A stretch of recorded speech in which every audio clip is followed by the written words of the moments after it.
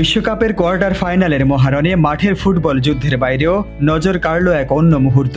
Lionel Messi ও referee Joao Pedro পিনেইরোর উত্তপ্ত বাক্য বিনিময়, যা মুহূর্তেই ছড়িয়ে পড়ে সারা বিশ্বে। প্রথমার্ধের এক ফ্রি কিকের ঠিক আগ মুহূর্তে বাধে বিপত্তি। রেফারির কথা বলার ধরনও অঙ্গভঙ্গি মোটেও পছন্দ হয়নি আর্জেন্টিনা অধিনায়কের।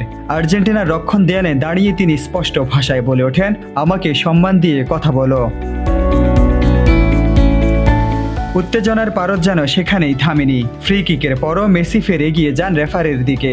ক্যামেরায় ধরা পড়ে তার সেই ক্ষুব্ধ অথচ শান্ত প্রতিবাদের ভাষা। আমাকে অসম্মান করবেন না, আমি তো আপনাকে সম্মান দিয়ে কথা বলেছি। কড়া ভাষায় প্রতিবাদ জানালেও পুরো সময়টা জুড়ে মেসি ছিলেন অসম্ভব শান্ত। হাত পেছনে রেখে সংযত ভঙ্গিতেই তিনি বুঝিয়ে দিয়েছেন মাঠের লড়াইয়ে শ্রদ্ধার জায়গাটি কতটা গুরুত্বপূর্ণ।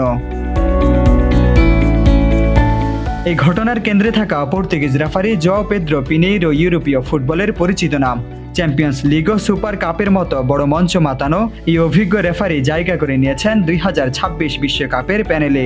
মাঠের ফুটবল উত্তেজনার মাঝে যেন এক অনন্য আখ্যান, যেখানে জয় পরাজয়ের লড়াইয়ের পাশাপাশি দাঁড়িয়ে থাকে ব্যক্তিত্ব ও আত্মমর্যাদার অম্লান লড়াই।